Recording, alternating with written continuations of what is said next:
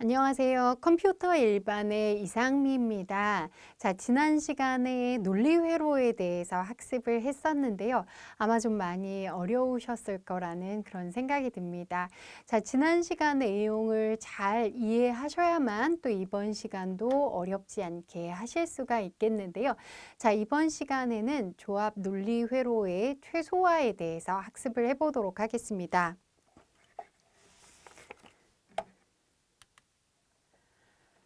자, 지난 시간에 논리 회로도에 대해서 설명을 드렸는데요. 이 논리 회로도를 구성할 때 좀 더 그 짧은 식으로, 그러니까 적은 논리 게이트를 이용해서 동일한 효과를 갖는 그런 논리 회로를 구성할 수 있다는 것을 설명을 드렸습니다. 자, 그렇다면 우리는 이 논리식을 아주 짧게 간소화를 하게 되면 아무래도 설계도 쉽고 설계 비용도 덜 드는 논리 회로를 구성을 할 수가 있는 것입니다.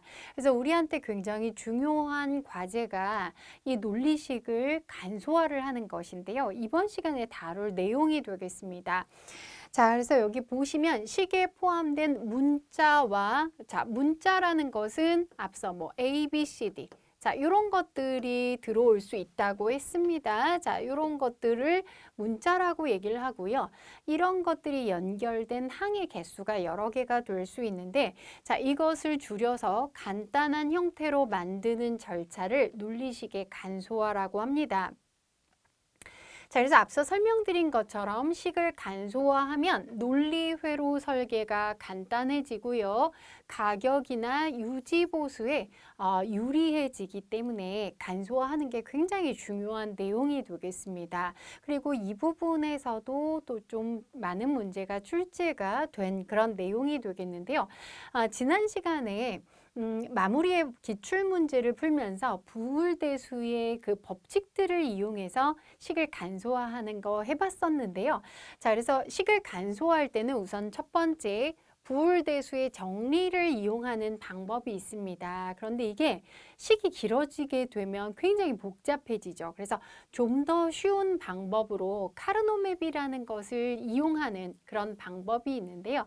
자, 이 카르노맵은 처음에는 굉장히 낯설게 느껴지시겠지만 규칙을 이해하게 되면 별로 어렵지 않습니다. 그리고 제가 강의실에서도 수업을 해보게 되면 학생들이 이 카르노맵에 대해서 꽤 관심이 많은 것을 알 수가 있었습니다. 아마 여러분들도 재밌게 하실 수 있지 않을까 하는 생각이 듭니다. 자, 그럼 우선 부울대수의 법칙을 이용하는 방법들 한번 정리를 해보도록 하겠는데요. 지난 시간에 좀 기본적인 방법들을 제가 설명을 드렸습니다. 자, 우선 공통인수가 있으면 공통인수로 묶는 것, 이게 첫 번째라고 생각하시면 됩니다. 그래서 우리는 AND끼리 연결되어 있는 것을 하나의 항이라고 생각을 하시면 되겠고, 뭐 예를 들면 A and B, 자, 요게 하나의 항이고요. A and C, 또 요게 하나의 항이죠. 자, 이게 5어로 연결된 이런 형태의 식을 보통 간소화 하게 됩니다. 그래서 여기에서 공통인수가 있을 때, 지금 보시면 A라는 공통인수가 있는데요. 자, 이 공통인수가 있으면 뽑아서 묶어주시면 되겠습니다. 자, 그 다음 공통인수가 없는 형태에서는 분배법칙을 이용해 주시면 되겠는데요. 제가 분배법칙 중요하다고 강조를 해드렸습니다. 그래서 이렇게 분배를 하는 것이죠. X and Y와 X and Z를 플러스로 연결을 하는 것입니다.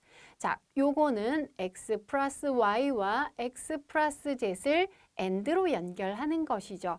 두 가지 분배 법칙 모두 잘 사용하기 때문에 잘 기억하셔야 되겠고요.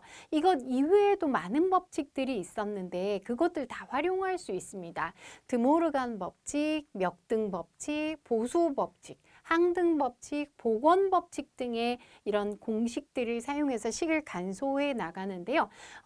지난 시간에 요거 암기하셔야 된다고 설명드렸는데 한번 제가 다시 적어봤습니다.